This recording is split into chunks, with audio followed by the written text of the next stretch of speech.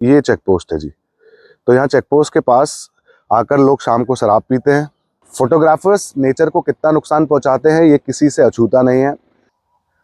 24 घंटे जागरूक करूंगा तो नौकरी चली जाएगी। नौकरी सबसे पहले ग्राउंड में आइए और एक दिन रामनगर के हर घर से, हर परिवार से एक पर्सन 1 घंटे के लिए एक दिन आए, कचरा उठाए। और यकीन मानना, जिस दिन आपने एक दिन कचरा 1 घंटा हमारे साथ उठा लिया तो आपका जोड़ जोड़ हर नस आपसे ये कहेगी कि आज से कचरा बाहर नहीं फेंकना, यहाँ वहां नहीं फेंकना, और खुद भी नहीं फेंकना और दूसरे को फेंकने भी नहीं देना। इससे कोई मैनेजमेंट पे मैं सवाल नहीं उठा रहा हूँ, ये हमारी सोच पे सवाल है। नमस्कार दोस्तों, एक बार फिर सीसीटी टीम अपने इस टेढ़ा वाली रोड पर, जहाँ से सीसीटी टीम ने जो है स्टार्ट किया था अपना ये सफाई अभियान, और हम लोग आज फिर एक बार उस जगह पर, और जिस जगह को हम 4 बार क्लीन कर चुके थे, इस रोड को बैराज से जैसे ही आप टेढ़ा वाला मोड़ मुड़ते हैं, मैं भी कैमरा घुमा के दिखाऊंगा आपको, वहाँ पे एक चेक पोस्ट है। उस चेक पोस्ट से, उस चौराहे से, उस पार्क से, जिस पार्क की भी हमने कई बार सफाई कर दिया, उधर से टेढ़ा की तरफ को जाते हुए तो मंदिर तक हम लोगों ने कई बार सफाई कर दी थी। इस रोड पे 4 बार सफाई कर चुके हैं और आलम आप मेरे पीछे देख सकते हैं। अब इसका जिम्मेदार कौन है और इस जगह पर स्पेशल ऐसा क्यों कचरा हो रहा है, इसका क्या कारण है, अभी मैं आपको दिखाता हूँ। इसका कारण ये है कि यहाँ पर जो है पार्किंग का एरिया है, और अब हमने जब पिछले 6-8 महीने पहले जब यहाँ सफाई कर रहे थे तो यहाँ जो खड़ी बसें हैं उनके नंबर, उनके ऊपर हम लोगों ने कोई तंज नहीं कसा। लेकिन ऐसा नहीं है कि गंदगी वो बसें नहीं कर रही हैं, वो बसेज यहाँ आती हैं, वो स्कूल की बसेज हैं, वो प्राइवेट बसेज हैं, और वो अपना झाड़ा भी यहाँ लगाती हैं।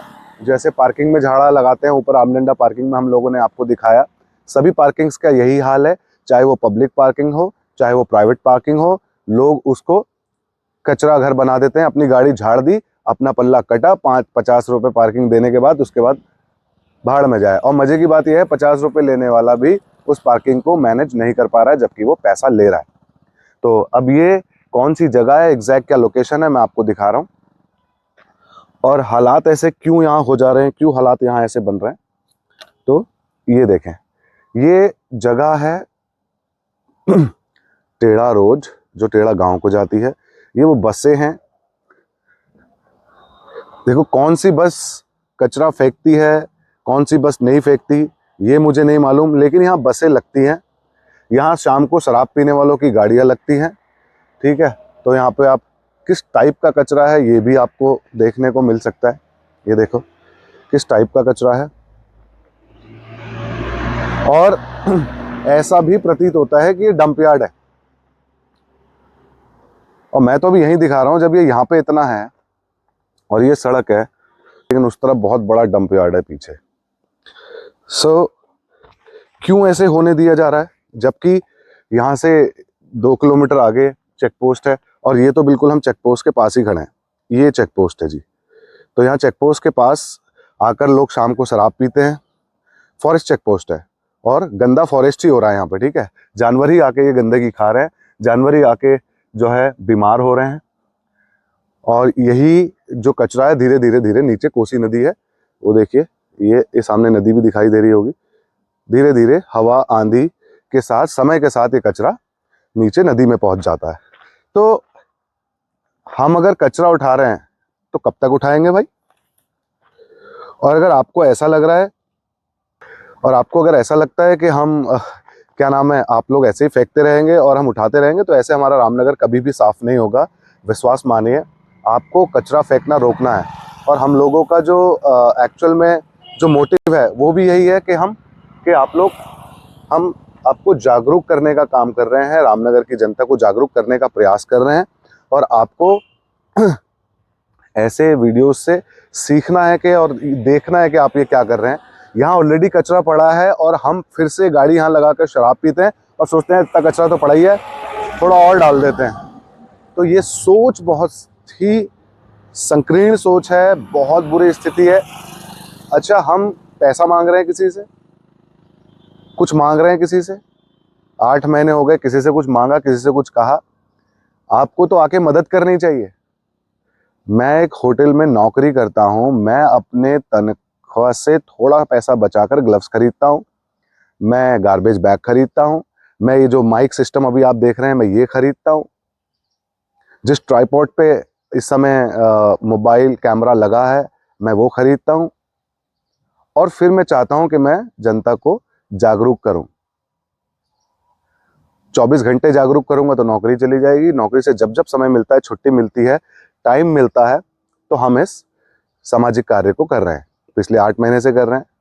लेकिन यहीं रामनगर की जनता इसको पता नहीं, अगर वो किसी जाति धर्म से जोड़ के देखती है, किसी पार्टी से जोड़ के देखती है, तो आपकी जानकारी के लिए बता दूं, सीसीडी टीम किसी प्रकार की जाति धर्म और किसी समुदाय और किसी पार्टी विशेष की टीम नहीं है। ये इंसानियत की टीम है।